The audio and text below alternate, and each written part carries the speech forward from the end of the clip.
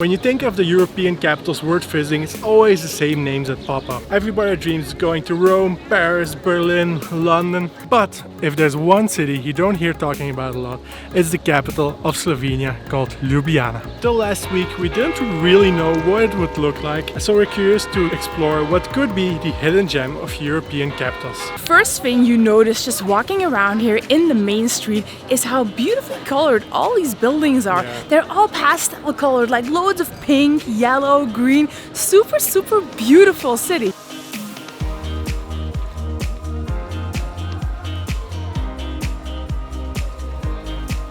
Ljubljana is actually not a super big city. There's about 280,000 people living here, and in about I think a day, maybe even 2 days if you stretch it a bit, you can see pretty much everything that Ljubljana has to offer.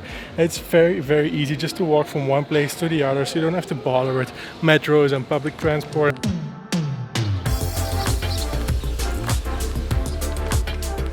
Hello, Central Square. This is a beautiful part of Ljubljana. Look at this, all those beautifully colored buildings, and right next to the water. Like, get off the...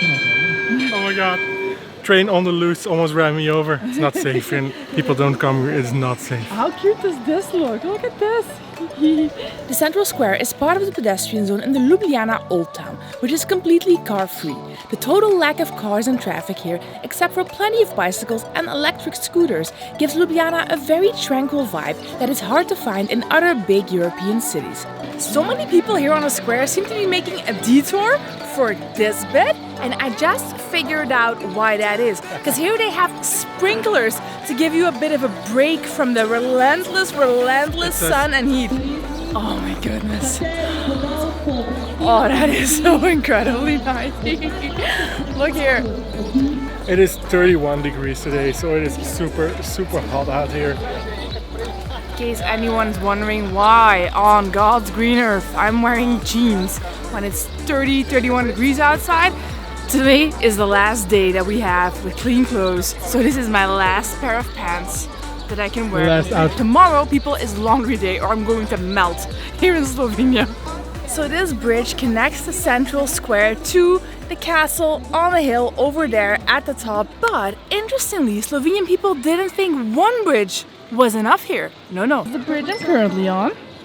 But wait, here is one more bridge, in case you didn't think that was enough. On this side, we have a third bridge. Basically, here you have a triple bridge, just in case you're short on ways of crossing the water.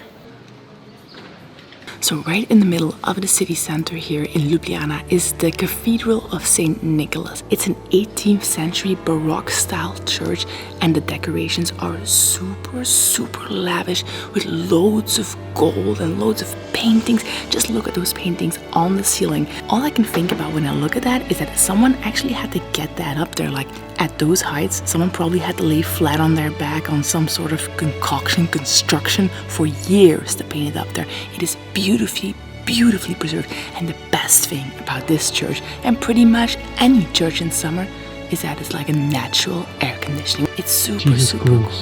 It's Jesus is cool. Perched on top of a green hill in the middle of the old town is Ljubljana Castle, one of the best places to get a bird's eye view of the city. You can do a 10-15 minute walk up the hill to get to the castle through these beautiful picturesque streets that are scattered all across Ljubljana. Or you can be a bit lazy like us and take the funicular up to the hill.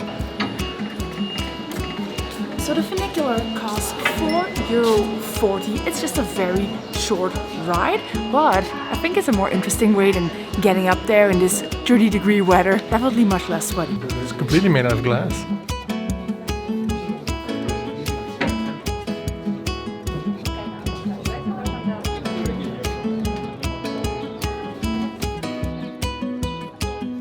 So the castle sits on top of this green hill smack in the middle of downtown Ljubljana. Yep. And from what my good friend the internet tells me, it started as a medieval fortress in the 11th century. But you would not be able to tell at all today from the inside, because it's been remade several times, and it actually has this really modern and really sleek look to it. There's also a bunch of bars and restaurants here. Here we have a bar, we have a restaurant over there. You even have a wine bar where you can do tastings. But why we came here is something else. I'll show you.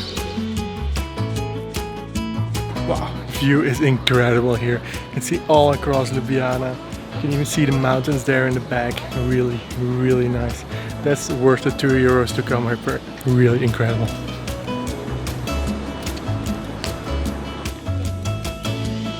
It is lunchtime and Slovenia is known for having very, very good food. So we came to one of the best restaurants here in Ljubljana. It is called Monastera Bistro and they've received very, very good reviews from a Michelin guide. And word on the street is that this restaurant could be getting a Michelin star soon. But the best thing about it is they have some very, very affordable lunch menus here. For €22 you can eat a 3-course menu here. As an appetizer I have locally grown pig with pumpkin cream sauce. It tastes as good as it looks.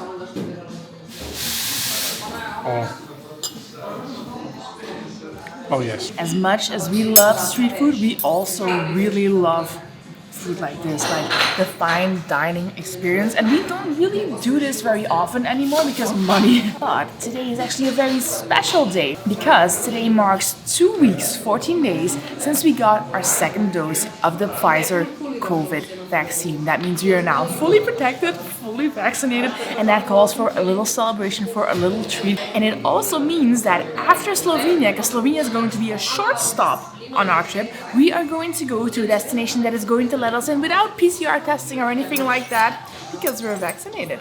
So anyway, now back to the food. These are marinated sardines and there's all sorts of white wine oils and creams. It looks so simple, but it's a really flavor bomb. But now it is time for the main course. We have a seafood platter here. We have octopus, squid, mussels. Yeah, I love this. Nothing in this world makes me happier than fancy desserts. This, dear friend, is chocolate ice cream, some apricots to go with it, and there's a caramel mousse with some green stuff.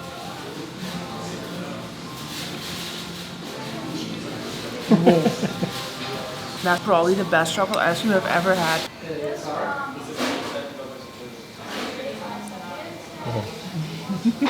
The nice thing about Ljubljana is that it has these super polished parts with incredibly elegant buildings, but there's also this more gritty side to it, where it has these gritty back streets full of graffiti and all these textures, which makes it perfect to do a little photo op. And on that note, I want to say a huge thank you to Skillshare for sponsoring today's video. In case you're not familiar with Skillshare, they're an online learning community that features thousands of classes on pretty much anything creative you could possibly want to learn about. I am currently taking a class on portrait photography, how to shoot and edit Instagram-worthy shots by Jessica Cabesi. So one of the things Jessica teaches in the class is to take something that looks unconventionally pretty and make it look really beautiful on camera. I'm not talking about Nike, I'm talking about the environment. Alright, flash those pearly whites for me.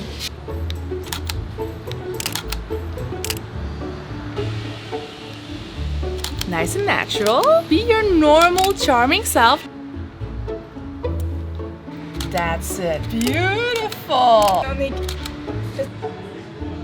Anyway, you get the point. With just a little bit more practice and maybe a different model, you can really get some good Instagram shots from this class. We highly recommend checking out Skillshare. They're a super affordable platform. Click the link in the description box below. The first 1,000 people to use this link will get a 1-month free trial of Skillshare. Just a few minutes walking off the main picturesque old town here in Ljubljana. You have the Midakova area, very, very colorfully and artfully decorated buildings. These used to be military barracks, and after they were abandoned, they were actually taken by squatters. And that was turned into some kind of a new neighborhood. There's loads of street art here, like different kind of installation, architecture. I mean, just look at this behind me, the design of this, the beautiful colors.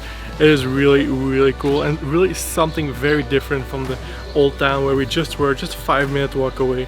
This is a completely different vibe from what we've seen here in Ljubljana so far. It's really a quite varied city. We are going to go out for some sunset drinks. Look at this. In the nighttime, during summer, Ljubljana really comes alive. All those little lights are outside terraces. We are at the Ljubljana Skyscraper. Highest building here in Ljubljana. It's not super high, it's about 70 meters, but it is the highest building here. Got some beautiful views. That is the castle where we were this morning. There's a church that we visited, so now you can see like a bit of a layout of Ljubljana. And we got really lucky with our seats as well, because the people sitting over there on the side were actually in the elevator in front of us. But I think they stopped at the wrong floor or something. And we took the last like high table with the good view. So sorry for them, but not sorry for us. You snooze, you lose. You have to scan the menu here for the drinks. Order me whatever you want. Oh, I'm getting you drunk tonight. Cheers. Tomorrow we are taking you to the highlight, the #1 thing to see, the most famous place probably here in Slovenia. Good night, see you in the morning. Good morning, guys. This is Lake Bled right here. And it's just a 40-minute drive from Ljubljana, so super close, and we could not miss this on our stopover here in Slovenia. It's most famous for the views, for the beautiful views of the lake, and the most popular thing is to go to that little island in the middle there with the church. It's supposed to be really nice, and we have a special way to get there. So we rented our own boat. This is a wooden traditional Slovenian boat where you have to row it yourself, which is not going super smoothly at the moment. I think we're actually going backwards. And you can rent it for 20 euros for 1.5 hours. But at this rate, I think we're going to have to take a day pass for the boat. We need to go that way. This is actually really wobbly. It's a good thing we left the expensive camera at home. Oh my goodness, we're gonna bump into this thing behind me. Look at us going the complete wrong way. We need to go that way, not this way. Those guys seem to be going backwards. Let's try it.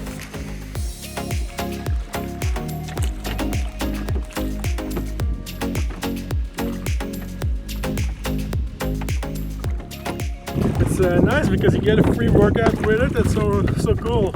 Nice and refreshing workout. There's nothing we can't do, ladies and gentlemen, except maybe be graceful.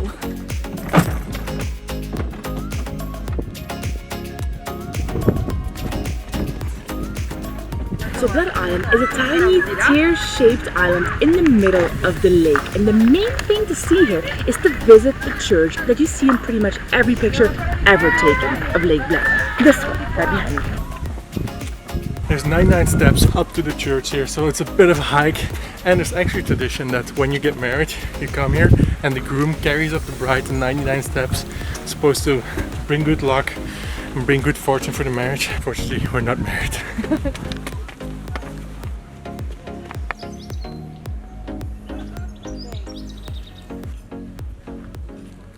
After all that rowing and this heat, I couldn't just walk by the ice cream shop, not buy ourselves an ice cream. Not super cheap though, it's 3 euros, but it's kind of a captive audience here. Behind us you have the church. You can climb the bell tower, actually have a pretty nice view here. You can also visit the church behind us, but it is 12 euros per person to visit the church or to climb the bell tower. Which, I mean, for the most of us would be 24 euros, and to me that's just not worth it. I mean, just a small little church, 12 euros seems really steep, and so we're gonna skip it and just enjoy.